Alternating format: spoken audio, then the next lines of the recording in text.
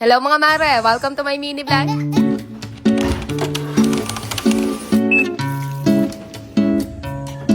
Magandang araw mga mare! Karugtong to ng vlog natin kahapon. Medyo napahaba kasi yung pag-video ko. Kaya eto at meron tayong pa-part 2. Actually, meron pa talaga tong pa-part 3. Kaya abangan nyo na lang ang mga susunod na kabanata ng buhay ko. Charot! Sagutin ko lang din muna pala yung mga nagtatanong kung dito lang daw ba namin tinatali sa labas tong aso namin. So hindi po mga mare, bale nilalabas lang namin siya dito tuwing umaga para mag-poop. And doon talaga siya nagsistay sa bahay kubo sa may likod bahay namin. So ayun nga, pagkahatid nung asawa ko kay ate sa school, maya-maya lang nagising na rin tong batang maliit. Hinahanap niya nga kagad sa akin dyan yung papa niya. Alam niyo naman to napaka makaama talaga. Papa? Send na si ate sa school. Papa? Hinatid si ate sa school. Mas Papa? Hinatid nga po si ate sa school. Ulit-ulit. Papa? Ba? Ulit-ulit talaga yan siya nang kakatanong sa akin mga mare. Nakala mo naman inabandona na siya ng tatay niya.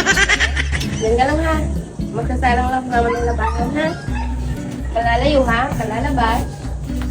Mga mare, pakibantayan. Sabi ko nga dito sa batang maliit mga mare, dito lang muna siya, wag siyang lalayo at isasampay ko nga lang muna yung mga sinalang ko sa washing machine. Pero pumasok din siya kagad dito sa loob ng bahay at inaantok pa pala ang batuta. Medyo maaga pa kasi ito mga mare, mga 6:45 pa lang to ng umaga. Pinagbuhayan ko na lang siya ng electric fan dito at sabi ko nga sa kanya, matulog pa siya uli dahil dapat talaga mga 8:30 pa ito magigising. 9:45 AM kasi yung pasok niya sa school mga mare, kaya ginigising na namin siya ng 8:30. Sleep pa ikaw dyan. Wait mo si Papa dyan ha. Huwag ka lalabas ha. Huwag mo ako tatakasan ha. Magsasampay lang ako ng mga damit natin doon. Pagsilip ko doon sa washing machine mga mare, hindi pa pala natatapos yung sinalang ko. Kaya eto at nagligpit-ligpit na lang muna ako ng mga pinagkalatan ko dito sa kusina.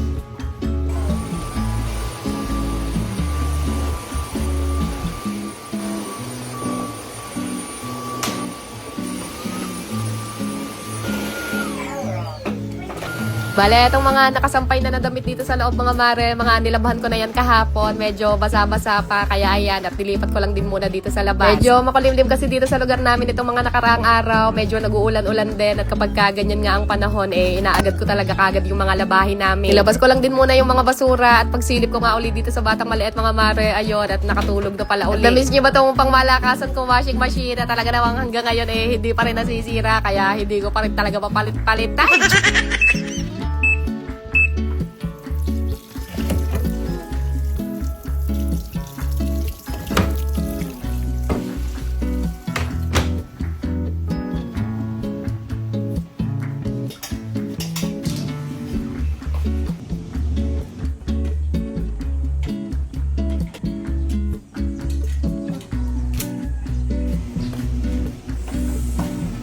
So, ayun at after ko magsampay mga mare, magpe-prepare lang din muna ako ng aalmusalin ng batang maliit. At eto na rin nga yung ipapabaon ko sa kanya sa school. Hindi kasi talaga yun mahilig sa mga sandwich at mas bet niya talaga yung mga ganitong pancake. Kaya ano pa nga ba, di ibigay natin ang hilig at nang walang ligalig.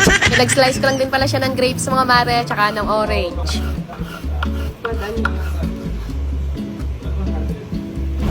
Ayan nga, at nagkita na ulit itong mag-ama. Nagising na kasi ulit itong batang maliit. Then nakauwi na rin itong asawa ko galing paghatid kay ate. At tingnan nyo naman mga mare. Naku, kala mo naman ang tagal hindi nagkita kung mag-iyakap pa. Ito nga, ready na ang baon ng batang maliit. Pancake na may melted cheese sa gitna. Tapos grapes, tsaka orange. Asawa ko na ang nagpaligo at nagbihis dito sa batang maliit mga mare. Then mga 9:30 AM, umaalis na kami dito sa bahay. Hilamos lang ako ng mabilis. Then nagpalit lang din ako ng damit. Dahil pag itong batang maliit talaga yung hinahatid mga mare, hindi talaga po pwede na hindi ako sasama. Ayaw kasi nito umupo sa car seat, kaya no choice talaga ako kundi sumama na lang talaga sa paghatid sa kanya. At hanggang dito na lang muna ulit ang aming mga simpleng kaganapan. Thank you so much for watching mga Marikoy. See you again sa susunod nating vlog. Good night na muna. At ayun lang muna ulit for today.